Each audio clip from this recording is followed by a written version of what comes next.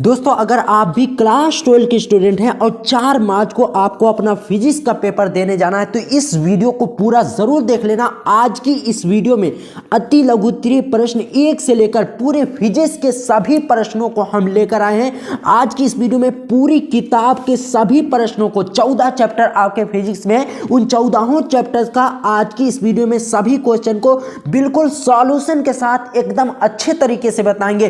कुल मिलाकर आज की इस वीडियो में 60 ऐसे क्वेश्चन आपको बताएंगे जो लगभग हर साल पूछे जाते हैं और पिछले साल भी पूछे गए थे। और ये वीडियो ऐसा नहीं किताब उठाया और सब लिख डाला, ऐसा नहीं किया गया है दोस्तों। बहुत सारी रिसर्च करने के बाद, बहुत सारे model paper, previous year paper को खंगालने के बाद, पूरी रात भर मेहनत करने के बाद ये वीडियो बनी है दोस्तों। इस वीडियो को पूरा जरूर देख लेना। इस वीडियो में आपको पूरी फिजिक्स के सभी इंपॉर्टेंट क्वेश्चन को बताया जाएगा। चलिए बिना समय गवाते हुए हम आज की इस वीडियो को शुरू करते हैं। देखिए दोस्तों, सबसे पहला जो चैप्टर है आपका, उससे क्वेश्चन निकल कर आता है कूलाम का वैद्युत बल संबंधी नियम लिखिए। दोस्तों ये प्रश्न इतना ज्यादा इंपॉर्टेंट है कि हर साल लगभग पूछा जाता है, तो इसका उत्तर हम समझ लेते हैं। ध्यान से समझना दोस्तों, इस नियमानुसार यानी दोस्तों इस नियम के अनुसार दो बिंदु आवेशों के बीच लगने वाला बल उनके गुणनफल के अनुक्रमानुपाती तथा उनके बीच की दूरी के वर्ग के व्युत्क्रमानुपाती होता है। कहने का मतलब यह है, यहां पर फिगर से आपको समझाते हैं तब आपको समझ में आएगा। ठीक है दोस्तों, यहां पर कहा क्या जाता है, दो बिंदु आवेशों के बीच, यानी यहां पर एक बिंदु है और एक बिंदु यहां पर है। अब मान लेते हैं कि ए बिंदु क्या है, Q1 है और ए बिंदु क्या है, Q2 है। अब इनके बीच जो बल लगता है F, ठीक है, इनके बीच जो बल लगता है F, वो क्या होता है, आवेशों के बीच लगने वाला बल क्या होता है, उनके गुणनफल के, यानी इन और ए जो आवेश है और ए जो आवेश है, इनके गुणनफल के अनुक्रमानुपाती और तथा इनके बीच की जो दूरी है, ठीक है, इनके बीच की जो दूरी है उसके वर्ग के, यानी उसके होल स्क्वायर के व्युत्क्रमानुपाती होती है। अब इसको लिखते कैसे हैं, यहां पर देखिए, यहां पर क्या है, बल लगने वाला कूलाम का वैद्युत बल संबंधी नियम लिखना है। बल यानी बल को F से दर्शाते हैं, तो F बराबर हो जाएगा, अनुक्रमानुपाती का निशान लगाते हैं, फिर हो जाता है Q1 और इंटू क्या हो जाता है, Q2 हो जाएगा। ठीक है, उसके बाद देखिए, उसके बाद हो जाएगा F अनुक्रमानुपाती I 1/, ठीक है, 1/r स्क्वायर बराबर हो जाएगा F अनुक्रमानुपाती Q1, ठीक है, Q1 इंटू Q2/r स्क्वायर हो जाएगा। ठीक है, अब देखिए, अब इस अनुक्रमानुपाती के चिन्ह को हटाने के लिए हम क्या लगाते हैं, एक नियतांक लगाते हैं। अब इसको F बराबर लिखेंगे 1/4 पाई, ठीक है, 1/4 pi epsilon not Q1 into Q2, ठीक है, ये हो जाएगा इसका फार्मूला।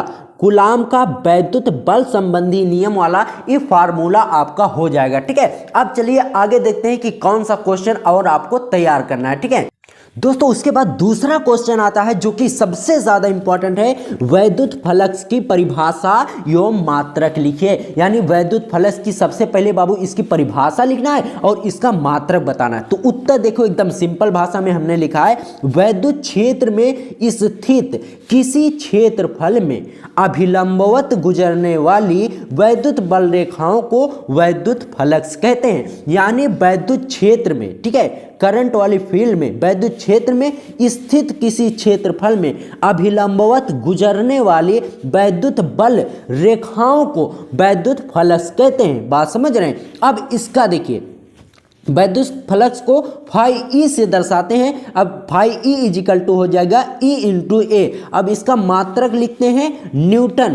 न्यूटन मीटर स्क्वायर प्रति कूलाम, या इसको लिखते हैं वोल्ट मीटर। देखिए, वैद्युत फ्लक्स को वोल्ट, इसका मात्रक वोल्ट मीटर भी आप लिख सकते हैं, या फिर न्यूटन मीटर स्क्वायर प्रति कूलाम, ठीक है, ये इसका हो जाएगा वैद्युत फ्लक्स का मात्रक। अब अगला क्वेश्चन देखते हैं कि कौन सा क्वेश्चन है। देखिए दोस्तों, तीसरा वाला क्वेश्चन सबसे ज्यादा इंपॉर्टेंट है। गॉस की प्रमेय लिखिए। अब देखिए इसका उत्तर सिंपल सी भाषा में हमने लिखा है दोस्तों, आप देख सकते हैं। गॉस की प्रमेयानुसार, यानी गॉस की प्रमेय के अनुसार किसी बंद पृष्ठ से गुजरने वाला कुल वैद्युत फ्लक्स उस पृष्ठ पर लगे कुल आवेश का 1/ε0 गुना होता है। बात समझ रहे हैं। अब इसको देखिए कैसे लिखते हैं। इसका फार्मूला क्या हो जाएगा, φE = 2, ठीक है। यहां पर क्या लिखा जाता है, गॉस के प्रमेय कुल वैद्युत फ्लक्स उस पृष्ठ पर लगे आवेश का 1/ε गुना होता है, यानी φE = हो जाएगा Q/Q/ε0, ठीक है। ये ε0 भी इसको कह सकते हैं। और जहां ε0 क्या है, वायु की वैद्युतशीलता या फिर निर्वात की वैद्युतशीलता है। ε0 वायु की वैद्युतशीलता आप लिख सकते हैं या फिर निर्वात की वैद्युतशीलता। अब यहां पर φA क्या है, वैद्युत फ्लक्स है, और Q क्या है, आवेश है। बात समझ रहे हैं। अब चलिए देखते हैं कि अगला क्वेश्चन कौन सा है दोस्तों। अगले क्वेश्चन पर हम आपको ले चलते हैं। अगला क्वेश्चन है बाबू, रेखीय आवेश घनत्व से क्या तात्पर्य है, यानी रेखीय आवेश घनत्व क्या होता है। इसका उत्तर सिंपल सा है बाबू, किसी तार के, ठीक है, यहां पर गलत हो गया, सॉरी, किसी तार के प्रति एकांक लंबाई पर वितरित आवेश की मात्रा को रेखीय घनत्व कहते हैं। एकदम हलवा सी परिभाषा है बाबू। देखिए, किसी तार के प्रति एकांक लंबाई पर वितरित आवेश की मात्रा को रेखीय घनत्व कहते हैं, ठीक है। रेखीय घनत्व को लैम्डा से दर्शाते हैं। Lambda = Q/L। इसका मात्रक हो जाएगा कूलाम प्रति मीटर, ठीक है। इसका मात्रक क्या हो जाएगा, कूलाम, यानी क्यू को आवेश का मात्रक क्या है, कूलाम, और लंबाई का मात्रक मीटर, ठीक है। तो इस तरीके से हो जाएगा रेखीय आवेश घनत्व, ठीक है। अब अगले प्रश्न पर आपको लिए चलते हैं। देखिए, पांचवा प्रश्न में क्या कह रहा है, एक समान वैद्युत क्षेत्र में रखे द्विध्रुव पर लगने वाला बल आघूर्ण का व्यंजक लिखिए, ठीक है। इसका उत्तर सिंपल सा है बाबू। देखिए, टाउ बराबर PE sin थीटा, ठीक है, ये इसका हो जाता है फार्मूला। अब यहां पर आप समझते चलिए, टाउ क्या है, बल आघूर्ण है। ये जो उल्टा जे है बाबू ना, इसको टाउ बोला जाता है। इसको आप समझते चलिए, ये जो सिंबल है ना, इसको आपको समझना बहुत ही जरूरी है, ठीक है। देखिए, टाउ क्या है, बल आघूर्ण है, और P यहाँ पर जो है वो क्या है, वैद्युत द्विध्रुव आघूर्ण है, और E क्या है, वैद्युत क्षेत्र है, और साइन थीटा तो साइन थीटा है, ये है, ठीक है। अब चलिए लिए चलते हैं बाबू आपको अगले प्रश्न पर, कि अगले प्रश्न में आपसे क्या पूछा जाता है, ठीक है। दोस्तों, 6वें प्रश्न में पूछा जा रहा है, यदि दो आवेशित कणों के बीच की दूरी आधी कर दी जाए तो उनके बीच लगने वाले बल पर क्या प्रभाव पड़ेगा। यानी बाबू, दो आवेश है, उनके बीच की जो दूरी है ना, वो आधी कर दी जाए, तब उनके बीच जो बल लग रहा था उस बल पर क्या प्रभाव पड़ेगा। यानी सेम टू सेम बाबू, यहाँ पर कूलाम का जो वैद्युत बल संबंधी नियम है वही लगेगा। अब यहाँ पर सूत्र सबसे पहले लिख देते हैं, F बराबर 1/4πε0 इंटू Q1Q2/R²। अब इसको सॉल्व करते हैं, ठीक है। अब देखिए, इसको सॉल्व करते हैं। सॉल्व कैसे होगा अभी हम आपको बताते हैं। F बराबर आप लिख दीजिए, इसको अभी हटा देते हैं। तो इसको हटाने के बाद यहाँ पर किसका चिन्ह लगेगा, अनुक्रमानुपाती का, ठीक है। इसके बाद लिखेंगे 1/R², ठीक है। बात समझ रहे। अब F अनुक्रमानुपाती, ये बराबर लग गया, इसके लिए सॉरी, ठीक है।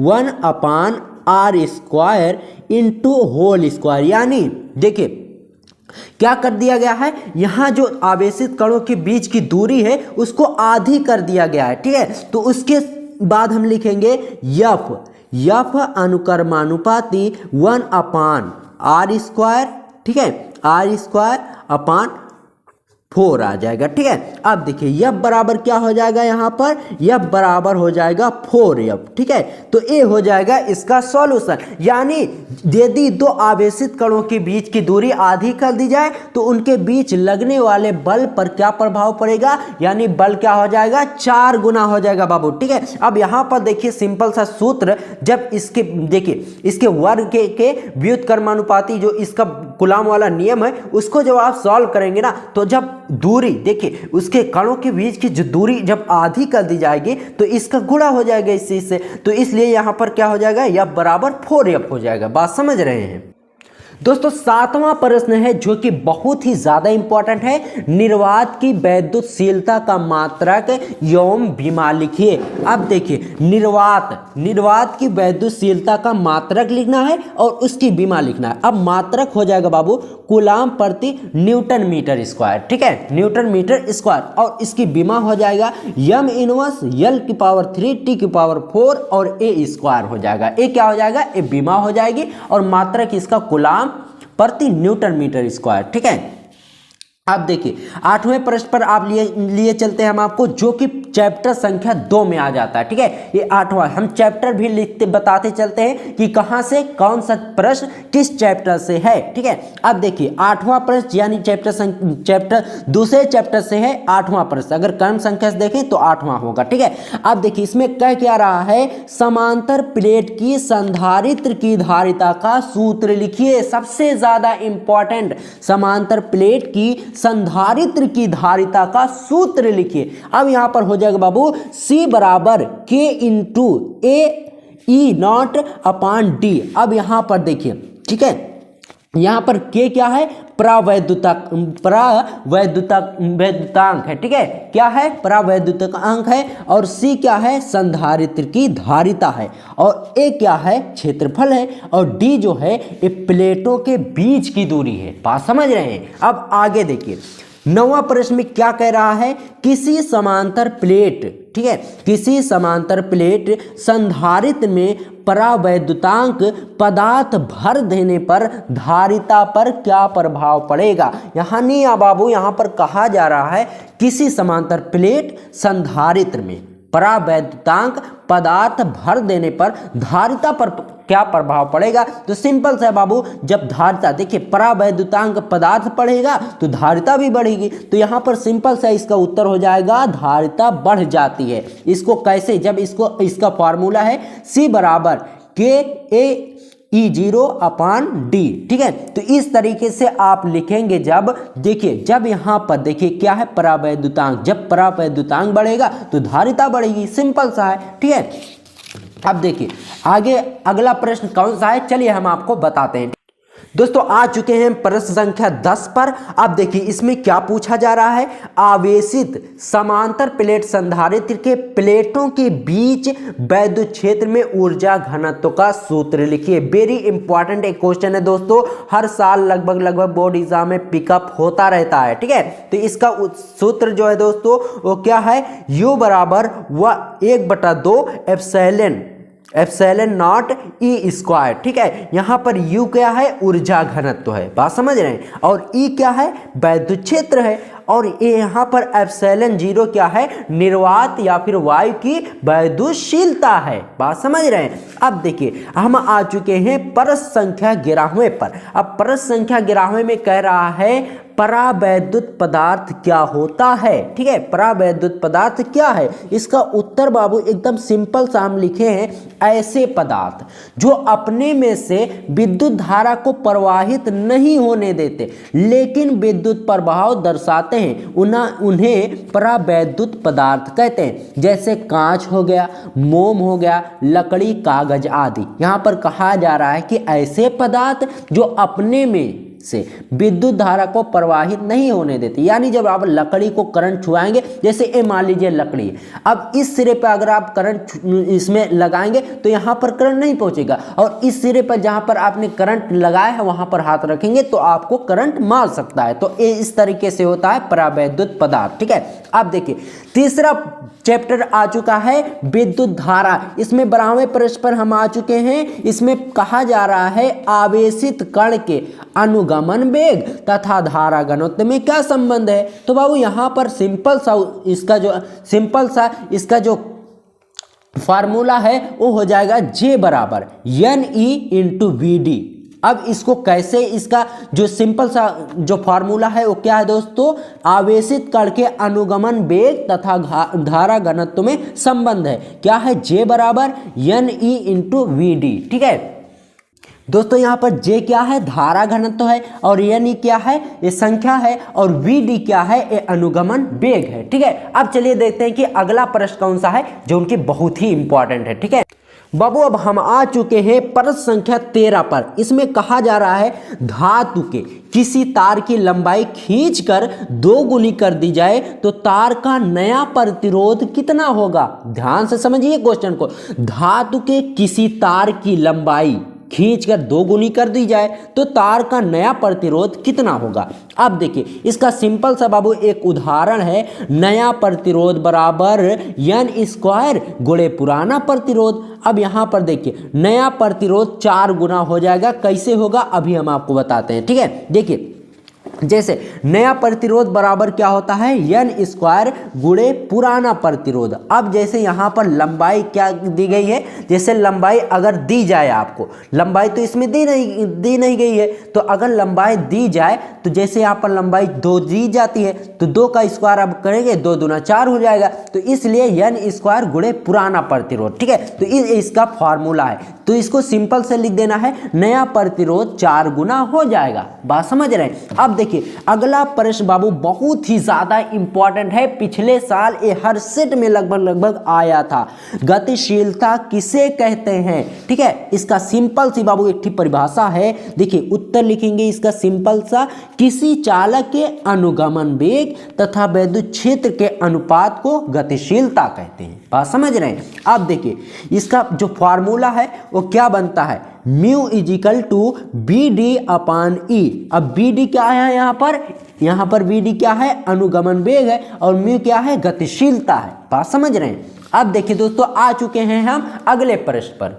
अब दोस्तों यहां से शुरू हो जाता है चौथा चैप्टर, गतिमान आवेश तथा चुंबकत्व। हम ये लिखते चलते हैं ताकि आपको समझने में आसानी हो कि कौन सा प्रश्न किस चैप्टर से लिया गया है। ठीक है, यहाँ पर 15वें प्रश्न में कहा जा रहा है, एक समान चुंबकीय क्षेत्र में गति करते हुए आवेशित कण पर लगने वाले बल का सूत्र लिखो।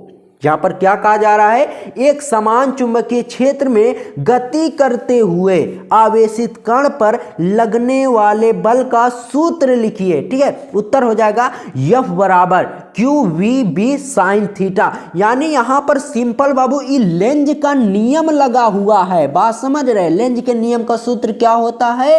QVB sin theta. अब देखिए यहाँ पर Q क्या है? कण का आवेश है, और V क्या है? कण का वेग है, और B क्या है? चुंबकीय क्षेत्र है, और F क्या है? लॉरेंज बल है। ठीक है, तो ए बाबू किसका सूत्र है? लॉरेंज बल का सूत्र है। ठीक है, अब देखिए चलिए लिए चलते हैं आपको अगले प्रश्न पर। ठीक है, दूसरा 16वां नंबर पर प्रश्न आता है, 2 समांतर धारावाही चालकों के बीच लगने वाले बल का सूत्र लिखिए। ठीक है, 2 समांतर धारावाही चालक हैं, उनके बीच जो लगने वाला बल है उसका सूत्र आपको लिखना है। F अपान L बराबर हो जाएगा μ0 अपान 2 पाई I2 अपान R, या इसको इस तरीके से भी लिख सकते हैं, F बराबर μ0 अपान 2 पाई, म्यू नॉट भी इसे बोल सकते हैं या फिर μ0 भी बोलो, बात एक ही है। ठीक है, μ0 अपान 2 पाई I1 इंटू I2 अपान R इंटू L। अब देखिए यहाँ पर इस तरीके से आप लिख सकते हैं, और इस तरीके से भी आप इसका सूत्र लिख सकते हैं। ठीक है दोस्तों, अब आ चुके हैं 5वें चैप्टर पर, चुंबकत्व एवं द्रव्य। इसमें 17वें नंबर पर प्रश्न पूछा जाता है, चुंबकीय याम्योत्तर की परिभाषा लिखिए। वेरी इंपॉर्टेंट क्वेश्चन, चुंबकीय याम्योत्तर की परिभाषा। ठीक है, अब देखिए सिंपल सी बाबू इसकी परिभाषा है, किसी स्थान पर अपने गुरुत्व केंद्र से स्वतंत्रता पूर्वक लटकाई गई लटकाई गई चुंबक के चुंबकीय अक्ष से गुजरने वाले ऊर्ध्वाधर तल के ऊर्ध्वातल को चुंबकीय याम्योत्तर कहते हैं। कहा क्या जा रहा है, किसी स्थान पर, ठीक है, किसी स्थान पर। यहाँ पर हम आपको समझा देते हैं, 1 मिनट देखिए। जैसे किसी स्थान पर, ठीक है, किसी स्थान पर गुरुत्व केंद्र, ये मान लीजिए गुरुत्व केंद्र है, इससे स्वतंत्रता पूर्वक लटकाई गई चुंबकीय अक्ष से गुजरने वाले ऊर्ध्वाधर तल को चुंबकीय याम्योत्तर कहते हैं। यानी अब देखिए ये स्वतंत्रता पूर्वक लटकी हुई सुई है, ठीक है, तो इसके जो ऊर्ध्वाधर तल है इसको चुंबकीय याम्योत्तर कहते हैं। बात समझ रहे हैं। अब देखिए आगे चलिए। अब देखिए 18वें नंबर प्रश्न पर आ जाते हैं। किसी चल कुंडली धारामापी का एमीटर और वोल्ट मीटर में रूपांतरण कैसे किया जाता है। यानी बाबू पूछा जा रहा है किसी चल कुंडली धारामापी का एमीटर और वोल्ट मीटर में रूपांतरण कैसे किया जाता है। तो इसका सिंपल सा उत्तर है, धारामापी को श्रेणी क्रम में जोड़ दिया जाता है, जिससे एमीटर वोल्ट मीटर में रूपांतरित हो जाता है। ठीक है, अब देखिए 6वें नंबर वाला जो चैप्टर है वो आ जाता है वैद्युत चुंबकीय प्रेरण। ठीक है, 19 नंबर प्रश्न पर हम आ जाते हैं। इसमें पूछा जाता है चुंबकीय फलक का मात्रक व बीमा लिखिए। बहुत ही ज्यादा इंपॉर्टेंट क्वेश्चन, चुंबकीय फलक का मात्रक और बीमा लिखिए। दोस्तों इसका मात्रक हो जाएगा न्यूटन मीटर प्रति एम्पियर या फिर वेबर होता है इसका मात्रक, और इसका बीमा हो जाएगा L² T² A इनवर्स। ये इसकी सिंपल सी बीमा है चुंबकीय फलक की, और इसका मात्रक क्या है, न्यूटन मीटर प्रति एम्पियर या फिर वेबर। ठीक है, ये बहुविकल्पी में आपसे पूछा जाता है कि निम्नलिखित में से चुंबकीय फलक का मात्रक कौन सा है। तो अगर आपको न्यूटन मीटर एम्पियर दिखे या फिर वेबर दिखे तो उस पर सिंपल आप टिक लगा देना। बात समझ रहे हैं। अब देखिए चलिए आगे चलते हैं। दोस्तों आ चुके हैं 7वें चैप्टर प्रत्यावर्ती धारा पर, अल्टरनेटिव करंट में। ठीक है, अब इसमें देखिए 20वें नंबर पर प्रश्न में कहा जाता है प्रत्यावर्ती धारा के वर्ग माध्य मूल मान IRMS तथा धारा के शिखर मान में क्या संबंध है। यानी देखिए IRMS तथा I0 में क्या संबंध है। अब यहाँ पर सिंपल सा इसका फॉर्मूला है IRMS = I0/√2। I0 यहाँ पर क्या है बाबू, शिखर मान है। ठीक है, और देखिए IRMS क्या है, माध्य मूल मान है। ठीक है, प्रत्यावर्ती धारा का। ठीक है, अब देखिए अगले प्रश्न पर चलिए देखते हैं। 21वें नंबर पर प्रश्न में पूछा जा रहा है LCR प्रत्यावर्ती धारा परिपथ में शक्ति गुणांक का सूत्र लिखिए। यानी इसमें कहा जा रहा है LCR प्रत्यावर्ती धारा परिपथ में शक्ति गुणांक का सूत्र लिखना है बाबू। इसमें हो जाएगा सिंपल सा cos phi = √R² + XL - XC का होल स्क्वायर, या इसको इस तरीके से भी लिखा जा सकता है cos phi = R/Z। अब देखिए यहाँ पर Z का जो √R² है प्लस XL - XC का होल स्क्वायर, ये जो है Z का मान होता है। यानी Z क्या है, यहाँ पर प्रतिबाधा है। Z प्रतिबाधा बराबर क्या हो जाता है, √R² प्लस XL - XC का होल स्क्वायर। तो चाहे आप इसे ए वाला लिखें या फिर ए वाला, सिंपल तो यही है, आप इसे याद रखिए। ठीक है, आप लिख देंगे Z बराबर प्रतिबाधा। ठीक है, Z बराबर आप इतना भी लिख सकते हैं, आपका सही हो जाएगा, गलत बिल्कुल भी नहीं होगा। चलिए क्लियर है यहाँ तक। चलिए आगे देखते हैं कि कौन सा प्रश्न आपको तैयार करना है। अब आ चुके हैं दोस्तों 22 नंबर प्रश्न में। इसमें पूछा जाता है अनुनाद स्थिति में श्रेणीबद्ध LCR परिपथ की प्रतिबाधा का मान क्या होगा। यहाँ पर दोस्तों सिंपल सा परिभाषा है, सिंपल सा जो इसका फॉर्मूला है प्रतिबाधा बराबर प्रतिरोध। यानी यहाँ पर हो जाएगा Z = R। यहाँ पर इसका जो फॉर्मूला है एकदम आसान सा है, Z बराबर R। यहाँ पर Z क्या है, प्रतिबाधा है, और R क्या है, प्रतिरोध है। चलिए क्लियर है। अब देखिए आगे चलते हैं 8वां नंबर वाला, जो 8वां चैप्टर से वैद्युत चुंबकीय तरंग। इसमें प्रश्न आता है 23वें नंबर वाला, वैद्युत चुंबकीय तरंगों के गुण लिखिए। यानी वैद्युत चुंबकीय तरंगों की बाबू आपको क्वालिटी लिखना है कि उनकी क्या क्वालिटी है, बात समझ रहे हैं। देखिए सबसे पहले इसमें हो जाएगा ये प्रकाश की चाल से चलती है, और दूसरा हो जाएगा ये अनुप्रस्थ तरंगे हैं। चुंबक वैद्युत चुंबकीय तरंगों का जो गुण है वो पहला गुण है बाबू ये प्रकाश की चाल से चलती है, और दूसरा गुण है ये अनुप्रस्थ तरंगे हैं, बात समझ रहे हैं। अब चलिए ठीक है, यहाँ तक क्लियर है। अब चलिए आगे देखते हैं। यहाँ पर बाबू ये बहुत ही ज़्यादा इंपॉर्टेंट है, इनोमेरिकल है, इसको हम आपको सॉल्व करके बताते हैं। कहा क्या जा रहा है, 5 एंगस्ट्रॉम तरंगदैर्घ्य की यक्स किरण की आवृत्ति क्या होगी। आवृत्ति क्या होती है, लैम्डा बराबर, यहाँ पर दिया क्या गया है 5 एंगस्ट्रॉम दिया है, यानी लैम्डा दिया गया है, लैम्डा बराबर 5 एंगस्ट्रॉम, और न्यू बराबर यहाँ पर क्या दिया गया है, न्यू का मान यहाँ पर ज्ञात करना है। अब देखिए लैम्डा का सबसे पहले हम मान निकाल लेते हैं, लैम्डा बराबर 5 एंगस्ट्रॉम। अब 5 एंगस्ट्रॉम को घात में बदलेंगे तो हो जाएगा 5 गुणे 10 की घात -10, ठीक है, -10 द्रव्यमान हो जाएगा, ठीक है। अब यहाँ पर न्यू ज्ञात करना है, तो न्यू इजिकल टू क्या होता है बाबू, न्यू इजिकल टू होता है C अपान लैम्डा। अब C का सिंपल सा मान है बाबू, न्यू बराबर हो जाएगा ये लैम्डा है, ठीक है। अब देखिए C का मान यहाँ पर सिंपल सा है, क्या है C का मान, अभी हम आपको बताते हैं 3 गुणे 10 की घात 8 अपान हो जाएगा ये लैम्डा का मान लिख देना है। लैम्डा का मान कितना निकला, 5 गुणे 10 की घात -10। अब देखिए अब इसको यहाँ से यहाँ तक काटेंगे। अब देखिए जब यहाँ से एक जीरो आएगा यहाँ पर तो क्या हो जाएगा, 1 मिनट, न्यू इजिकल टू हो जाएगा बाबू 30 गुणे 10 की घात 17, ठीक है, 10 की घात 17 हो जाएगी। अब यहाँ से ये जो घात है ऊपर चली जाएगी, यहाँ पर बचेगा C 5, तो 5 से 6 कटेगा तो यहाँ पर 6 हो जाएगा। तो यहाँ पर सिंपल आपको सिर्फ लिख देना है न्यू बराबर, ठीक है, यहाँ पर लिख देना है आपको न्यू बराबर, ठीक है, 6 गुणे 10 की घात 17 Hz यानी हर्ट्ज, ठीक है।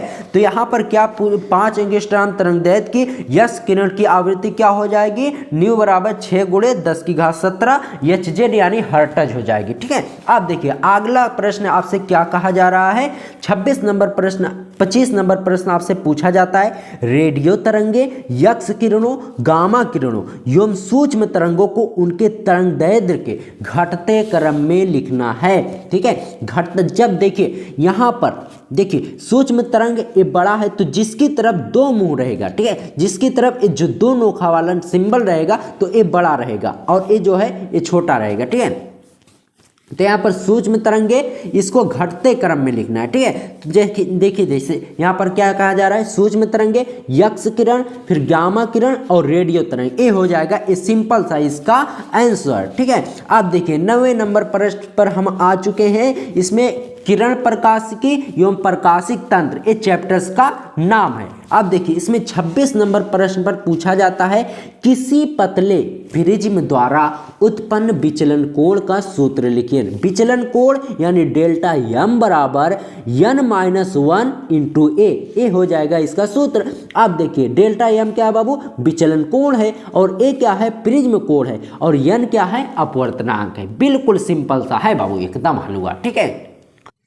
अब आ चुके हैं बाबू 27 नंबर प्रश्न पर। इसमें कहा जाता है, एक पतले प्रिज्म का प्रिज्म कोण 4 अंश है तथा इसके पदार्थ का अपवर्तनांक 1.5 है, तो न्यूनतम विचलन कोण ज्ञात कीजिए। यानी जो विचलन कोण का अभी हमने फार्मूला देखना, वह फार्मूला यहाँ पर लगेगा, ठीक है। तो यहाँ पर दिया क्या गया है, ए का मान दिया गया है। ए का मान कितना है यहाँ पर दोस्तों, ए बराबर कितना है, 4 है, ठीक है, और n 4 अंश है, 40 में समझ लेना इसको, ठीक है। और यहाँ पर n कितना है, 1.5 है। अब डेल्टा m बराबर अभी आपने देखा, डेल्टा m बराबर क्या हो जाएगा, n-1 इंटू ए हो जाएगा, ए इसका फॉर्मूला है, ठीक है। तो यहाँ पर हो जाएगा डेल्टा m बराबर n की वैल्यू रखेंगे 1.5, ठीक है, 1.5 इंटू 4 हो जाएगा, ठीक है।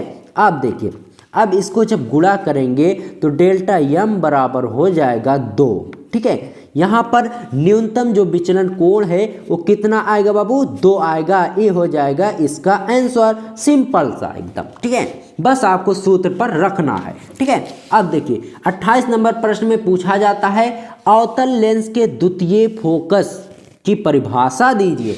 बाबू एकदम आसान सी परिभाषा है। देखिए कहा क्या जा रहा है, मुख्य अक्ष के समांतर चलने वाली प्रकाश की किरणें अपवर्तन के बाद मुख्य अक्ष के जिस बिंदु पर मिलती हुई प्रतीत होती हैं उस बिंदु को द्वितीय फोकस कहते हैं। यहाँ पर कहा क्या जा रहा है, मुख्य अक्ष के समांतर चलने वाली प्रकाश किरणें अपवर्तन के बाद मुख्य अक्ष के जिस बिंदु पर मिलती हुई प्रतीत होती हैं उस बिंदु को द्वितीय फोकस कहते हैं। एकदम सिंपल सा। यानी यहाँ पर देखिए अवतल लेंस, ठीक है, ये अवतल लेंस है बाबू, मान लीजिए, ठीक है। अब देखिए जब यहाँ से प्रकाश की किरणें चलती हैं, ठीक है, तो यहाँ से जब प्रकाश की किरणें चलती हैं, जब प्रकाश की किरणें इस पे पड़ती हैं तो ऐसे चली जाती हैं, ठीक है। अब देखिए अब जब फिर इधर से प्रकाश की किरणें मिलती हैं तो ये ऐसे हो जाती हैं। तो यहाँ पर जब इसको डॉट डॉट ऐसे मिलाएंगे तो यहाँ पर जिस बिंदु पर ये मिलती हुई प्रतीत होती हैं उस बिंदु के क्या कहते हैं, द्वितीय फोकस कहते हैं। यानी जिस बिंदु पर दोनों किरणें मिलती हैं उस बिंदु को द्वितीय फोकस कहते हैं। एकदम सिंपल सा है बाबू, ठीक है।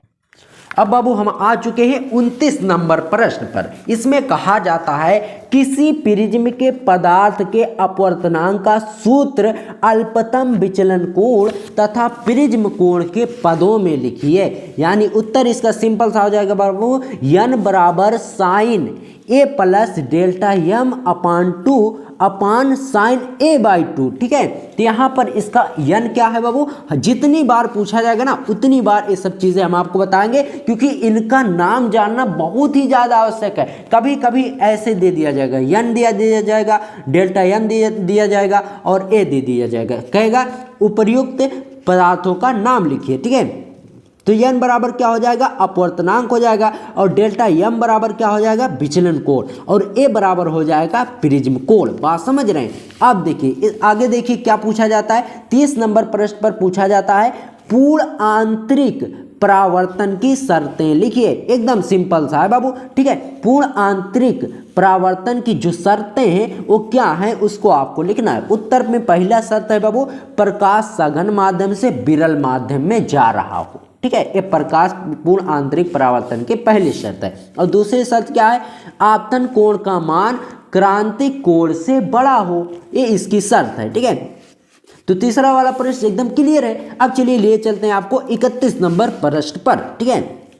इसमें कहा जाता है परावर्ती दूरदर्शी की 2 विशेषताएं लिखिए। तो इसका उत्तर आपको सिंपल सा लिख देना है, इसके द्वारा प्रतिबिंब अधिक चमकीला बनता है। यानी बाबू जो इसकी इमेज बनती है ना वो अधिक चमकीली, यानी इसमें ब्राइटनेस बहुत ही ज़्यादा होता है, एकदम अच्छा, बहुत ही अच्छा दिखता है। और देखिए इसके बने प्रतिबिंब में वर्ण विचलन का दोष नहीं होता, यानी इसका जो प्रतिबिंब बनता है ना जैसा होता है वैसा ही रहता है। कभी कभी देखिए आज के ज़माने में जो कैमरा वगैरह आ रहे हैं ना, जैसे देखिए कोई चीज़ जैसे रहेगी, जैसे कम हरी रहेगी ना तो उसको वर्ण विक्षेपण यानी कलर की वजह से उसको ज़्यादा हरा कर दिया जाएगा। यानी जब किसी इंसान का अगर आप फोटो खींचते हो तो वो इंसान को इतना ब्यूटीफुल कर देगा तो कि उस रियल में वैसा रहेगा ही नहीं जैसा उस मोबाइल में कर दिया जाता है। तो यही होता है, लेकिन इसमें क्या होता है, इसमें जैसा होता है वैसा ही दिखता है, ठीक है। चलिए आगे देखते हैं बाबू। हम आ चुके हैं 32 नंबर प्रश्न पर। नेत्र की समंजन क्षमता से क्या तात्पर्य है, बहुत ही ज्यादा इंपॉर्टेंट है। इसका उत्तर बाबू एकदम सिंपल सा है। देखिए नेत्र द्वारा लेंस की फोकस दूरी को कम या अधिक करने की क्षमता को नेत्र की समंजन क्षमता कहते हैं। यानी नेत्र लेंस की जो फोकस दूरी है कम या अधिक करने की क्षमता जो होती है उसी को नेत्र की समंजन क्षमता कहते हैं। बात समझ रहे हैं। अब चलिए देखिए आगे देखते हैं, ठीक है। देखिए 33 नंबर प्रश्न पर पूछा जाता है किसी माध्यम में प्रकाश की चाल 1.5 गुणे 10⁸ मीटर प्रति सेकेंड है। इस माध्यम से वायु में जाने वाली किरण के लिए क्रांतिक कोण कितना होगा। ठीक है, तो यहाँ पर सिंपल सा जो सूत्र बाबू वो लगेगा n = c/v। n बराबर हो जाएगा 3 गुणे 10⁸। एक किसका मान है, ये प्रकाश। देखिए बाबू, इसमें हमको क्रांतिक कोण यानी c ज्ञात करना है। अब c ज्ञात करने के लिए देखिए n और v का फार्मूला हमको पता होना चाहिए। तो v जो वेग है, इसकी चाल जो है प्रकाश की चाल, ये तो पता है। अब n लेकिन नहीं पता है, तो n को कैसे निकालेंगे। अब देखिए n बराबर हो जाएगा 3 गुणे 10⁸ अपान 1.5 गुणे 10⁸। तो यहाँ से 10⁸ कट जाएगा, 1.5 यहाँ पर हो जाएगा, n बराबर 2। तो इसीलिए लिखते हैं साइन c = 1/2। ठीक है, अब देखिए 1/2 साइन c बराबर 1/2। 1/2 का जो साइन का जो कोण बनता है वो कितने अंश का कोण बनता है, 30 अंश का। तो साइन c बराबर हो जाएगा साइन 30 अंश।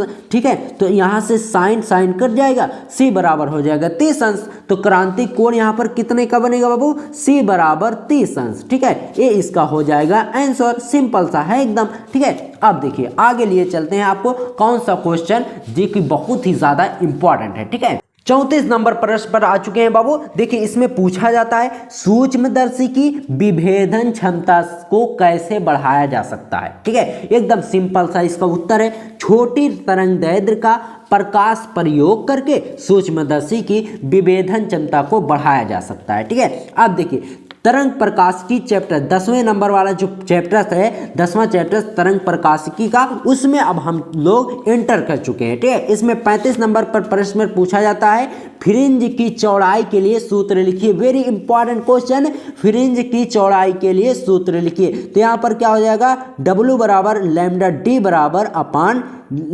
W बराबर हो जाएगा लैम्डा कैपिटल D अपान स्मॉल d। ठीक है, तो ये हो जाएगा फ्रिंज की चौड़ाई का सूत्र। ठीक है, अब देखिए आगे 36 नंबर प्रश्न में पूछा जाता है उन 2 घटनाओं का उल्लेख कीजिए जिनसे प्रकाश के तरंग रूप की पुष्टि होती है। तो इसमें जो देखिए 2 घटनाएं कौन सी हैं, प्रकाश का व्यतिकरण और प्रकाश का ध्रुवण। इसमें पूछा क्या गया है, उन 2 घटनाओं का उल्लेख कीजिए जिनसे प्रकाश के तरंग रूप की पुष्टि होती है। तो इसमें सिंपल सा है, प्रकाश का व्यतिकरण और प्रकाश का ध्रुवण। ठीक है, एकदम क्लियर है। चलिए आगे बढ़ते हैं दोस्तों। अब हम आ चुके हैं प्रश्न संख्या 37 पर। देखिए बाबू, इसमें पूछा जा रहा है प्रकाश के विवर्तन के प्रयोग में केंद्रीय उच्छिष्ट की चौड़ाई पर क्या प्रभाव पड़ेगा यदि प्रयोग जल में रख दिया जाए। ठीक है, तो इसका सिंपल सा उत्तर हो जाएगा बाबू। देखिए अगर प्रकाश के विवर्तन के प्रयोग में, ठीक है, प्रयोग में केंद्रीय उच्छिष्ट की चौड़ाई पर क्या प्रभाव पड़ेगा यदि प्रयोग जल में रख दिया जाए। ठीक है, यदि प्रयोग जल में रख दिया जाएगा ना, तो केंद्रीय जो उच्छिष्ट है उसकी चौड़ाई घट जाएगी। इस सिंपल सा बाबू इसका उत्तर। देखिए बाबू 1 से 2 नंबर में पूछे जाते हैं प्रश्न, इसलिए छोटे छोटे प्रश्न है और इन प्रश्नों को तैयार करने में बहुत ही आसानी हो जाएगी। जो कमजोर छात्र हैं उनके लिए तो ब्रह्मास्त्र रही वीडियो। ठीक है, देखिए 38 नंबर क्वेश्चन में पूछा जाता है विवर्तन प्राप्त करने के रेखा छिद्र की चौड़ाई लगभग कितनी होनी चाहिए। बहुत ही ठंड है दोस्तों,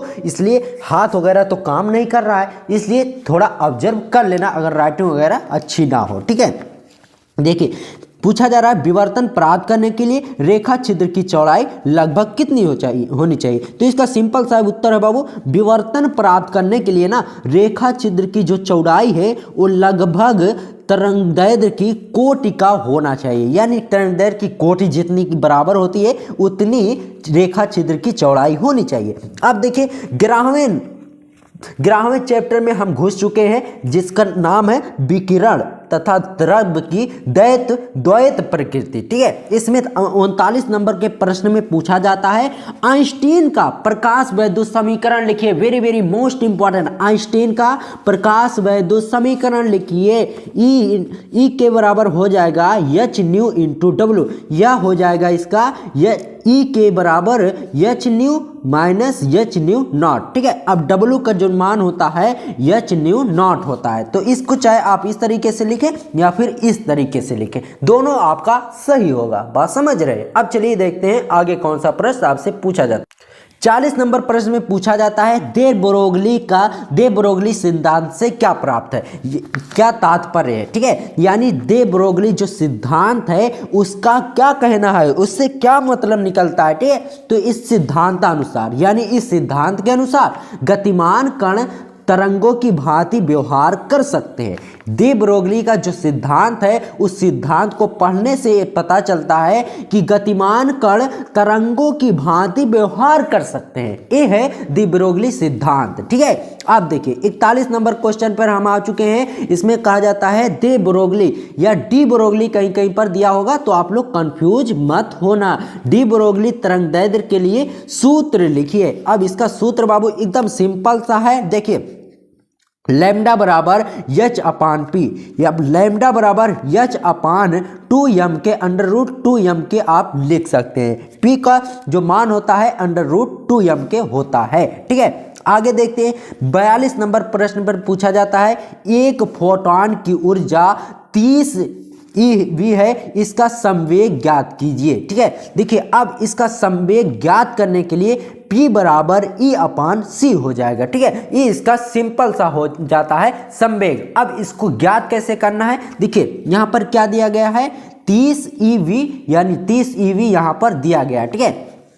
तो सिंपल सा हो जाएगा P बराबर, ठीक है, P बराबर हो जाएगा E का मान दिया है तो 30, ठीक है, 30 गुणे, अब इसको जूल में बदलना है तो 30 गुणे 1.6 गुणे 10 की घात -19 से गुणा कर देंगे, ठीक है। अब इसका C का मान रखेंगे 3 गुणे 10 की घात 8 होता है, ठीक है। तो अब देखिए 3 से 30 कट जाएगा तो यहाँ पर हो जाएगा 16, ठीक है। P बराबर 16, एक जो घात है ये ऊपर चले जाएंगे, 16 गुणे 10 की घात -27 kg मीटर प्रति सेकंड हो जाएगा, kg मीटर प्रति सेकंड।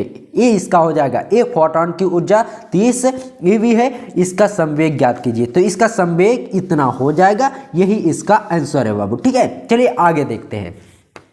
अब दोस्तों 12वें चैप्टर में हम आ चुके हैं परमाणु, ठीक है। इसमें 43 नंबर प्रश्न में पूछा जाता है हाइड्रोजन परमाणु के लिए कोणीय संवेग का सूत्र लिखिए। तो इसका सिंपल सा सूत्र है mvr बराबर NH/2π। हाइड्रोजन परमाणु के लिए कोणीय संवेग का सूत्र है, क्या है बाबू, mvr बराबर NH/2π, ठीक है।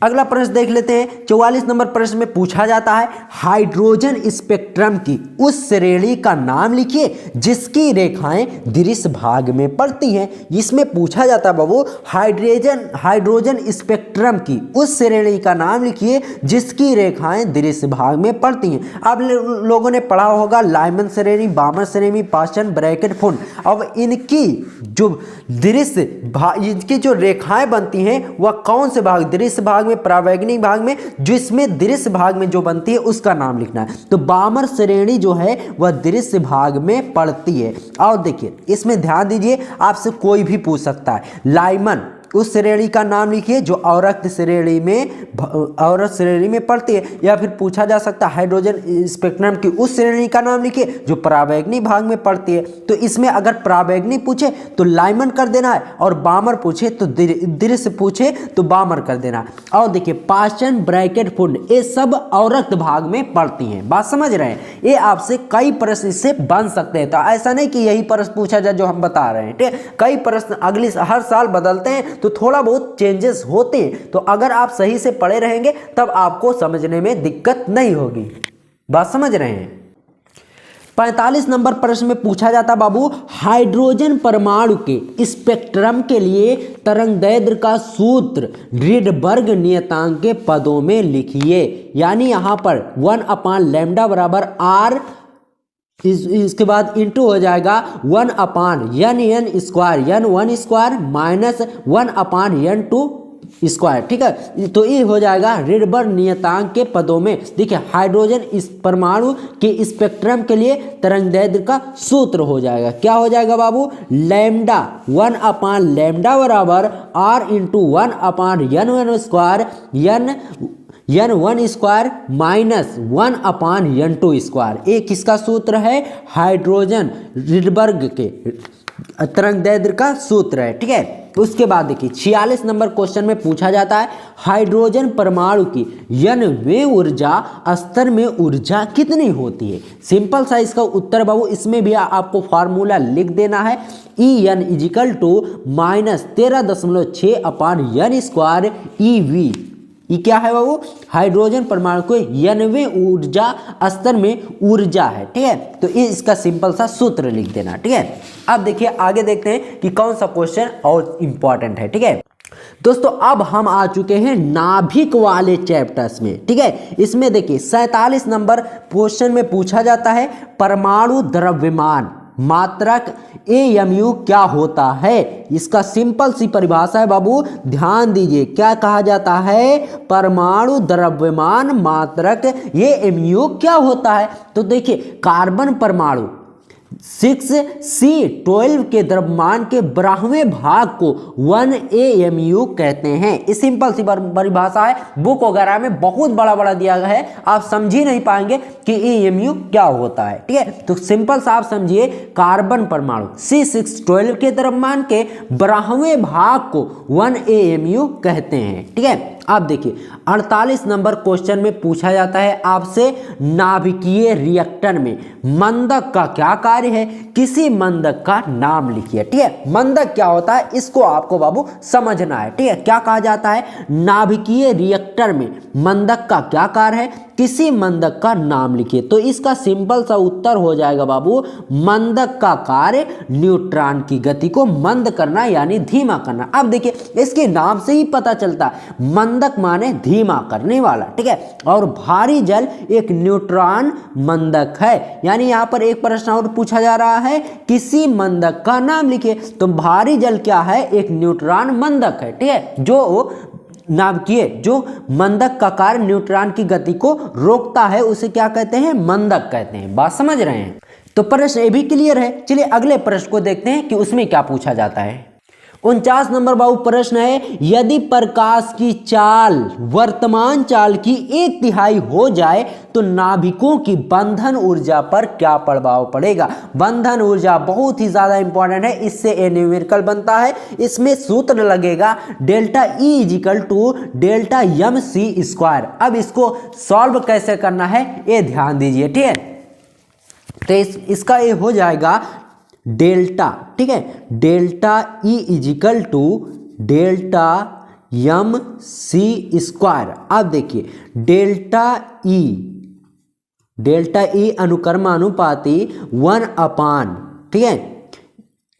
या इसमें जब डेल्टा M को हटाएंगे तो यहाँ पर हो जाएगा C स्क्वायर, ठीक है। अब C स्क्वायर हो जाएगा। अब C का मान इसमें कितना दिया गया है, डेल्टा E इजिकल टू 1/, 1/3 कर दिया गया है। तो 1/3 करके इसको होल स्क्वायर करेंगे, ठीक है। तो इसका मान कितना निकलेगा, डेल्टा E अनुक्रमानुपाती 1/9। तो ये हो जाएगा ये सिंपल सा इसका आंसर, ठीक है। क्लियर है। अब देखिए 50 नंबर प्रश्न में पूछा जाता है संभारिक का अर्थ समझाइए। यहाँ पर संभारिक करना था, हमने गलती से समस्थानिक लिख दिया, तो इसके लिए बाबू हमको माफ कर देना, ठीक है।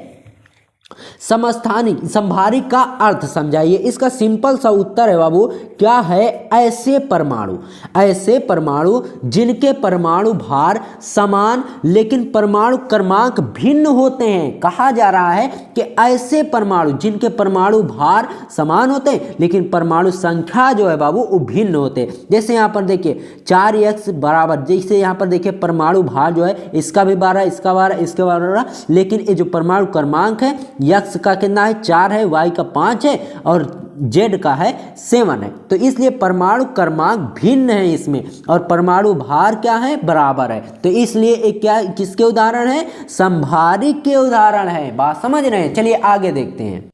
51 नंबर प्रश्न में पूछाता है सूर्य में हाइड्रोजन नाभिकीय संलयन की अभिक्रिया लिखिए। यानी बाबू देखिए फिजिक्स में रिएक्शन करना है, क्या रिएक्शन करना है ध्यान से समझिए। सूर्य में हाइड्रोजन नाभिकीय संलयन की अभिक्रिया लिखिए। यानी सूर्य में जो हाइड्रोजन होता है उसका एक नाभिक से दूसरे नाभिक से संलयन होता है, तो वही वाला रिएक्शन आपको यहाँ पर लिख देना है। जैसे यहाँ पर हो जाएगा देखिए H2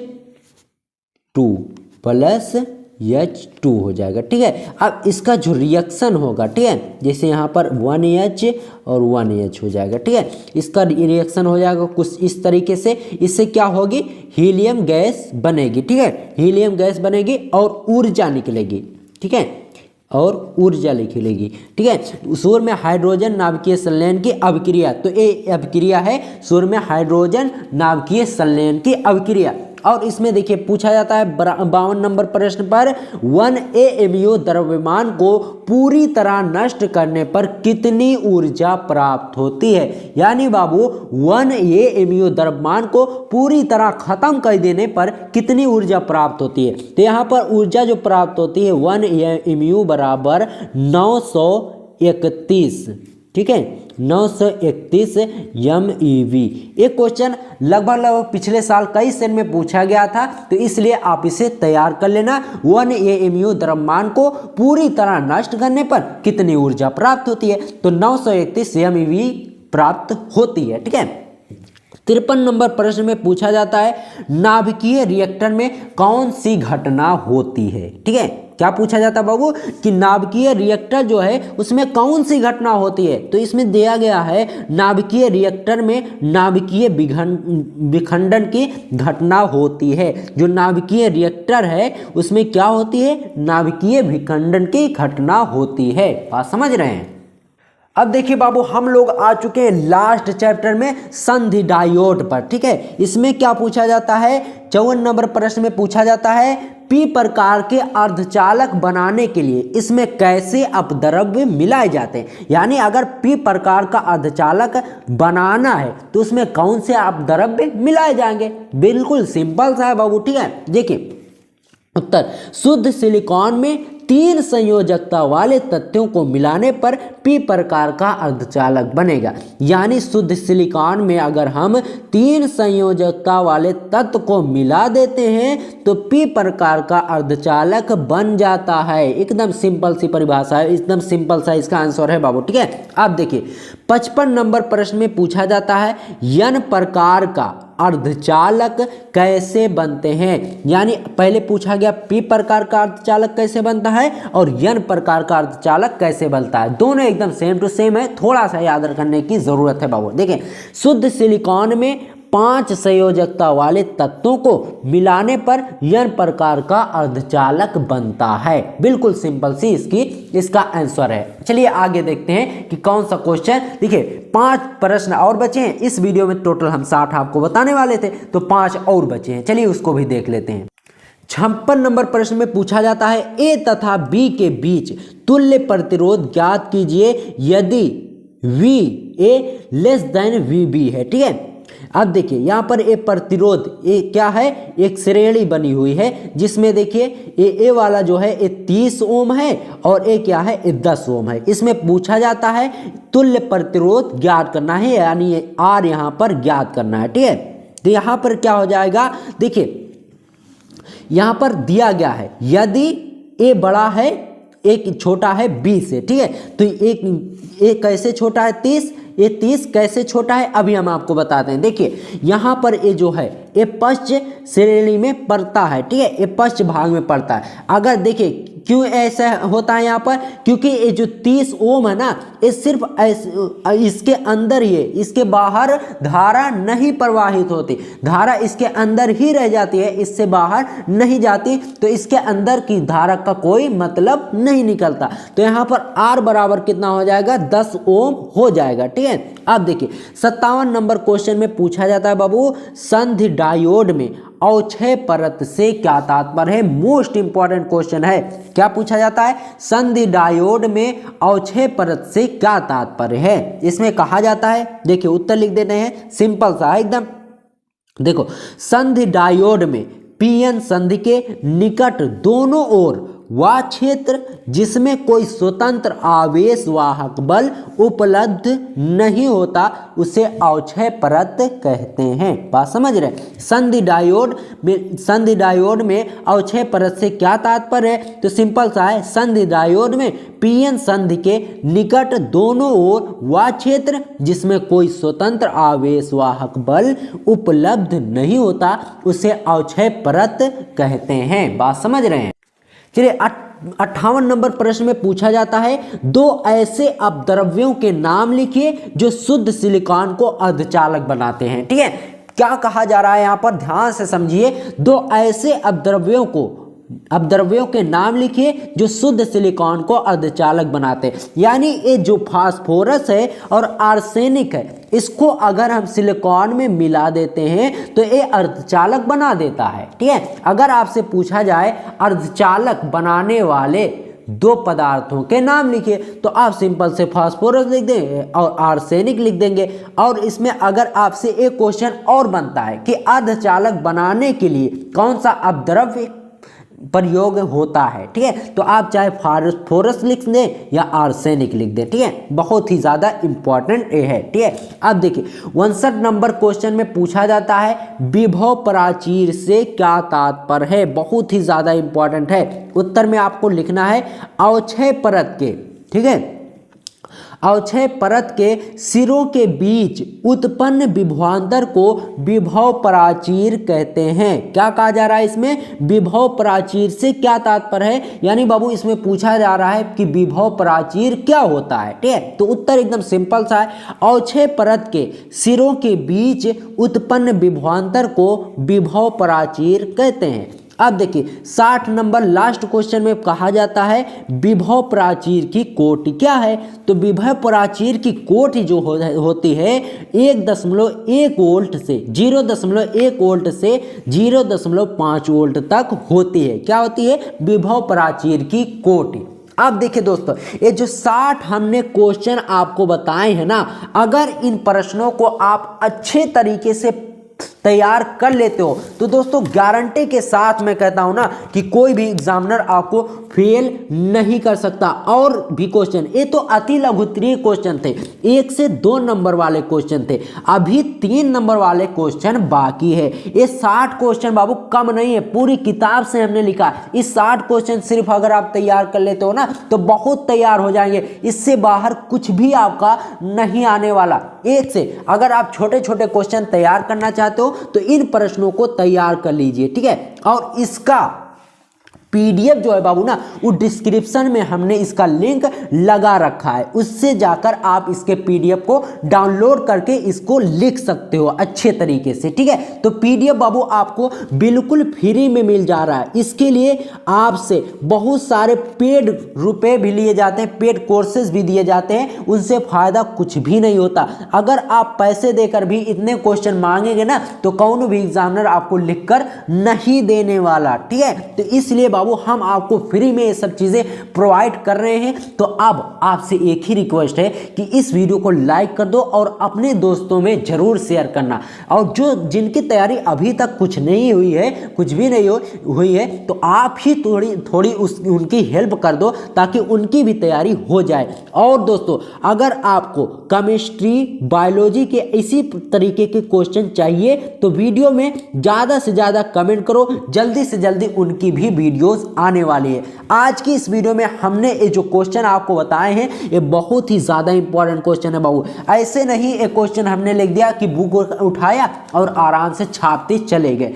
देखिए दोस्तों, इसको लिखने के लिए हमें एक रात की भर की पूरी मेहनत लगी है और इसको खोजना पड़ा है कि कौन सा क्वेश्चन अब की बार 2024 में आ सकता है और कौन सा क्वेश्चन 2023 में आया था, कौन सा क्वेश्चन 2022 में आया था। ये सब खोजते खासते ना बहुत ज़्यादा समय निकल जाता, क्योंकि देखना होता है ना कि कौन सा क्वेश्चन आ सकता है और कौन सा क्वेश्चन नहीं आ सकता। ठीक है, इन सब में समय बहुत ही लगता है ऐसी वीडियोज़ बनाने में। ठीक है, तो इस वीडियो के लिए बाबू एक लाइक जरूर कर देना और एक प्यारा सा कमेंट जरूर कर देना, क्योंकि आपका कमेंट जो है ना हमें मोटिवेट करता है। और हमारे चैनल पर अगर आप नए आए हो तो इस चैनल को अभी सब्सक्राइब कर लो, क्योंकि इस चैनल पर बाबू इस तरीके की वीडियोस बराबर डेली अपलोड होते रहते हैं। तो आज की ये वीडियो आपके लिए बहुत ही ज़्यादा इंपॉर्टेंट थी, इस वीडियो को पूरा ज़रूर देख लेना।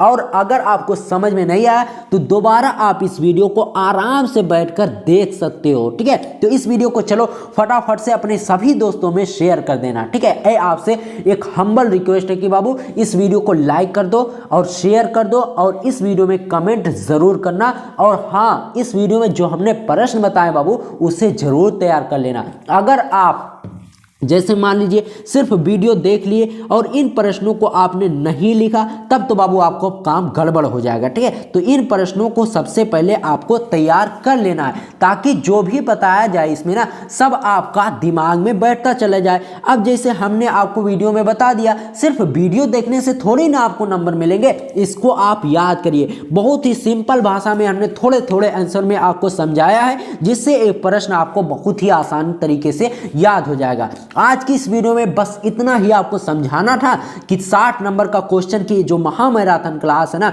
इसको आप पूरा देख लेना और अपने दोस्तों में जरूर शेयर कर देना। चलिए आज की इस वीडियो में बस इतना ही, मिलते हैं आपसे किसी और वीडियो में। तब तक के लिए आप अपनी तैयारी जारी रखिए, और जो भी डाउट्स हैं, जो भी चीज़ें आपको चाहिए एजुकेशन में, इस चैनल पर ज़्यादा से ज़्यादा आप ज़्यादा मात्रा में जब कमेंट करेंगे तभी उस पर वीडियोस बन पाएंगे। और अगर आपको फिजिक्स केमिस्ट्री की तुरंत इसके बाद वीडियो चाहिए, जिस सब्जेक्ट की आपको इसके बाद वीडियो चाहिए इसी तरीके की, उस पर आपको ज़्यादा से ज़्यादा कमेंट करना है। चलिए मिलते हैं आपसे किसी और वीडियो में बाबू, तब तक के लिए गुड बाय, जय हिंद, जय भारत। अपना और अपने माता पिता का ख्याल रखिए, ठीक है। इसी तरीके की उस पर आपको ज़्यादा से ज़्यादा कमेंट करना है। चलिए मिलते हैं आपसे किसी और वीडियो में बाबू, तब तक के लिए गुड बाय, जय हिंद, जय भारत। अपना और अपने माता पिता का ख्याल रखिए, ठीक है।